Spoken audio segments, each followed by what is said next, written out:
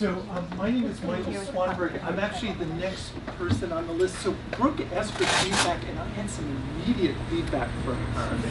And it was how we could use this at the Fluvanna Women's Penitentiary. But before we start, I used to teach 9th grade biology. One of the things that we would always have is a chart. What would you like to know? What do you know? And at the end, did you learn it? So when you saw art at the Fluvanna Women's Penitentiary, is there anything you came here with any curiosity? Anything you'd like to know at the end of this session? Anything that you'd like to know? You look like you want to say something. What would you like to know at the end of this? So you're going to talk about art there? I am going to talk about how I actually used Brooke's meditation at the Fluvanna Women's Penitentiary. So you'd like to know how I actually use this at Fluvanna. Okay, and then the other thing, so what do we already know? From Brooke's exercise, what did we gain from that? What sort of knowledge do you have about art and contemplation at this point that you didn't have before entering the room? We choose what to attend to, how to attend. Our attention, yes, we choose where to place our attention. Anything else that we know now that we didn't know before we entered here? Well, that certainly gives us enough to work with. So anyway, so when you leave, we'll talk about how we use this at the Fluvanna Women's Penitentiary. And right now, we'll talk about attention. And attention is so important. So for about the last 3 years, I've been leading a meditation group at the Fluvanna Women's Penitentiary. And all the students who are taking your blood pressure right now actually go to the Fluvanna Women's Penitentiary and care for patients there. They care for pregnant patients, and then the patients come to deliver their babies here at the University of Virginia Medical Center. So the minute I saw Brooke conduct this contemplation exercise, a light went on in my mind. One of the things that women at Fluvanna tell me when we try to focus their attention, the last place they want to be is the Fluvanna Women's Penitentiary. So there are 1,200 women there. It's a maximum security penitentiary. My work there began with racial disparities, and one thing we do know about penitentiaries is that definitely a higher rate of people of color in penitentiaries. Even though there's a large amount of people in penitentiaries, the male population is diminishing, but the female prison population is actually growing. And one thing we do know, 70% of the women who are incarcerated are single mothers with dependent children. So women's incarceration really has a lot of ripple effects throughout the entire family. So women are telling me the last place I want to be is here and now, and focusing my attention in the Fluvanna Women's Penitentiary, where Brooke was so kind to share her meditation with us. This actually lets the women first focus on a neutral space. What are the sounds? What are the smells, the tastes? So we're able to get a neutral place, and then from this place, we're able to then work bringing the attention from a neutral place then into the women's penitentiary. And another thing, Lindsay, can we have the next slide? So one of the things that we all also work with, and I think art is so important, and we're going to take a look now at the Hokusai print. Yes, would you mind distributing that poem? And we'll do an exercise with this. Is anyone familiar with this, the wave? Has anyone seen it before? Yes. So, actually, will you kind of tell me what's going on, and then you add to that? What's kind of happening? Oh, I would ask that question. I don't answer. I would ask questions about it. Oh, okay. Okay. So, David Hockney is an artist who has this wonderful film, and he goes through a scroll at the Metropolitan Museum of Art. So, in our culture, we read from left to right. So, reading from left to right, it would appear that a wave is kind of taking these boats out to sea. But in a culture that reads from right to left, can you see where it suddenly becomes this catastrophic event where the wave is going to capsize the boat here? So by looking at different ways to perceive an incident that happens, we're able to look at different perspectives. And so we have an art element that we bring on Monday nights, and we also bring in a poetry element as well for mindfulness. So I'm going to do a little exercise. I'm going to ask that we go around and each person read one word of this poem, and when we get to the end, we'll do it a second time. So, sir, could you start with me? Okay, and just say yes. Just say pass to the next person. Yeah, would you read the first word? Yeah. Hokusai says, and this is actually Hokusai is the printmaker. So would you read the first word? Hokusai Says, look carefully. he. Attention. Notice. He says, keep looking. Stay. Curious. He says There is no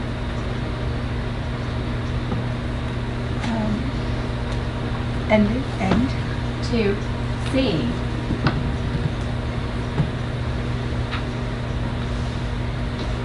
You really have to be mindful. You really have to be mindful in the present moment for this to work. And usually we're in a circle. It's a little. You know what? Let's try it sentence by sentence. We'll do the first sentence, and we'll do it sentence by sentence, and we'll go around, and then we'll go the back. So you want to start From the beginning. from the beginning? Hokusai says, look carefully. He says, pay attention, notice. He says, keep looking, stay curious. He says there is no end to seeing. He says, look forward to getting old. He says keep changing. There's a period. No, it's a comma. You just get more who you really are. It says get stuck, accept it, repeat yourself as long as it's interesting. He says, keep doing what you love. He says, keep praying.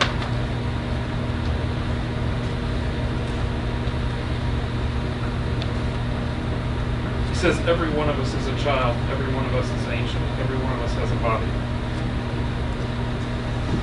He says every one of us is frightened. He says every one of us has to find a way to live with fear. He says everything is alive. Shells, buildings, people, fish, mountains, trees. Wood is alive. Water is alive. Everything has its own life. Everything lives inside us. He says live the world inside you. He says it doesn't matter if you draw or write books. It doesn't matter if you saw wood or catch fish. It doesn't matter if you sit at home and stare at the ants on your veranda or the shadows of the trees and grasses in the park. It matters that you care. It matters that you feel. It matters that you notice. It matters that life lives through you. Contentment is life living through you. Joy is life living through you. Satisfaction and strength are life living through you. Peace is life living through you. He says don't be afraid. Don't be afraid. Don't feel that life take you by the hand. But life live through you. Can I have a volunteer to read the whole thing from top to bottom?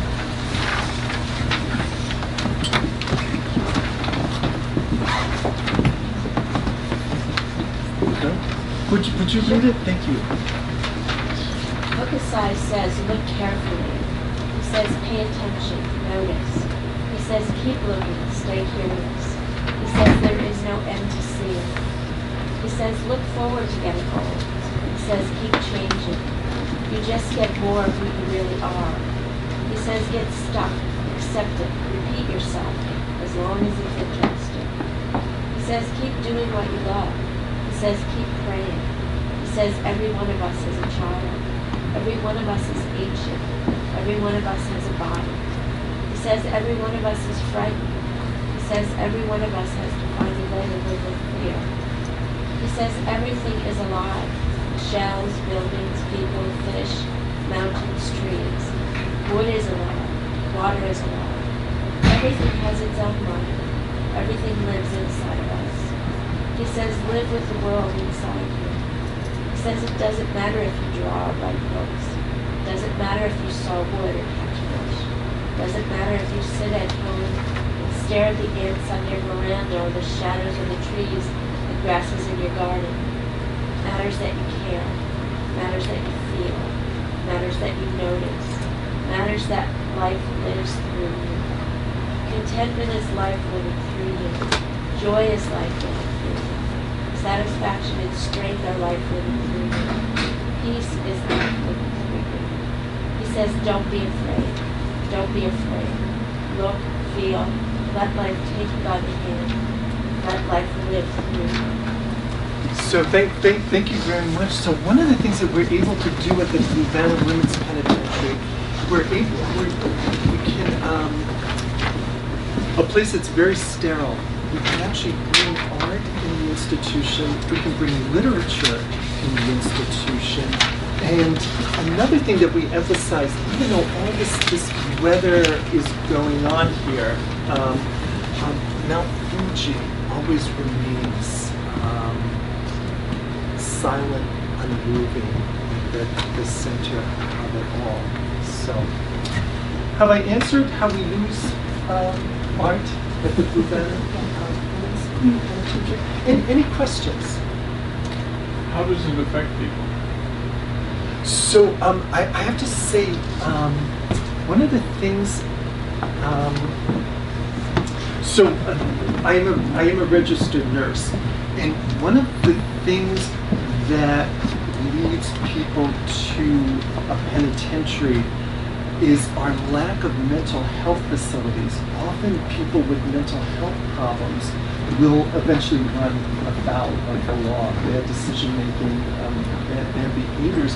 So I think it provides a sort of mental health perspective taking.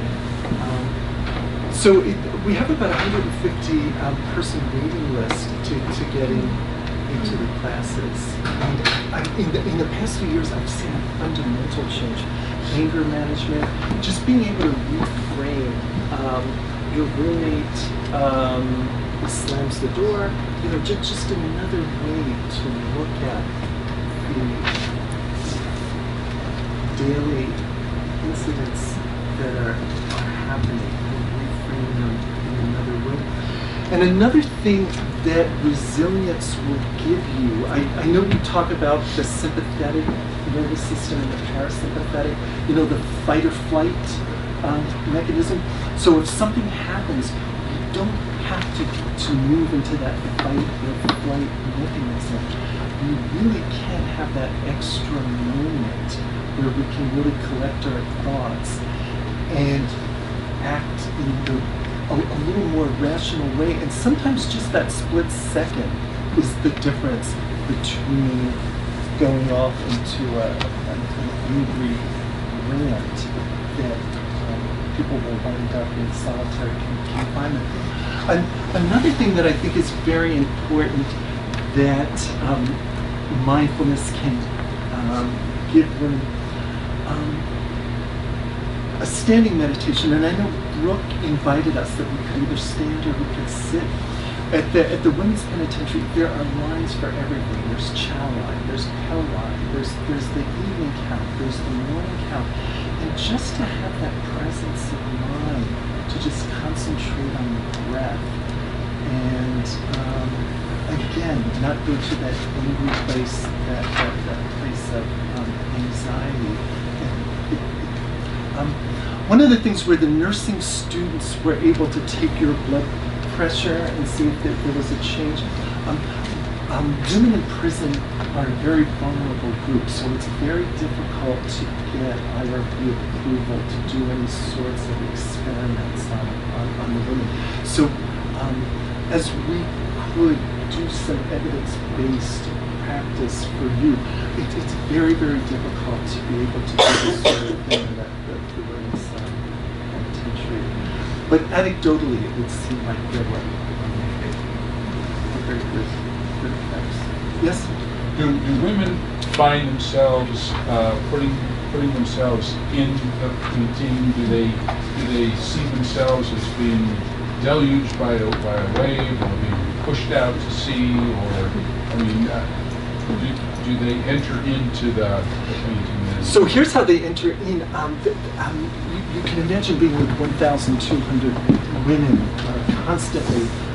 So they all bring certain incidents that happen during the day. Somebody did something when I was working in the kitchen, and the other women will help. Well, what's a way we can reframe this? What's another way we might be able to look at it? Do you think that woman really did have it out for you, or do you think this was just something that occurred? So there are a lot of personal incidences that we're able to bring. So we can take it from the abstract and really put it in the present. So can I ask that we share the results of our little experiment? Were there any? So what did we find with the blood pressure? Yes, the blood pressures that I took, they went down and it went significantly down. I thought I was very calm the first time. And, I thought it was pretty low, and then it was very impressive. Thank you. Others? Anybody find that as well? The blood pressures went down? Isn't that amazing? Yes. So it does, despite what Dr. Jim, he's gone. Thanks, yes. It really, very significant therapeutic effects. It's free, it doesn't cost any money, and it wasn't that long a meditation, was it? Like a 5-minute meditation, yes, can significantly help your blood pressure. I don't know if I missed it, but do you directly take the women into mindfulness meditation practice before or during or somewhere in this session? So it's exactly the session that Brooke led you through. And again, I'm sorry, so it's what Brooke led you through, but first in a very neutral situation, and then from there, remember how Brooke said, brought you into the painting, the smells, and then notice the people around you. So it kind of gives us an intermediate kind of landing pad before we do go right into the penitentiary. So it takes that meditation took us into our bodies, right? Yes. And then it took us into the present moment. Remember the sights and the smells? Yes. So we're able to kind of have that moment. We are just bringing women to the sights and the smells of the penitentiary are not the place that they want to be. This is kind of a nice situation. It was such a pleasure. Thank you all very much.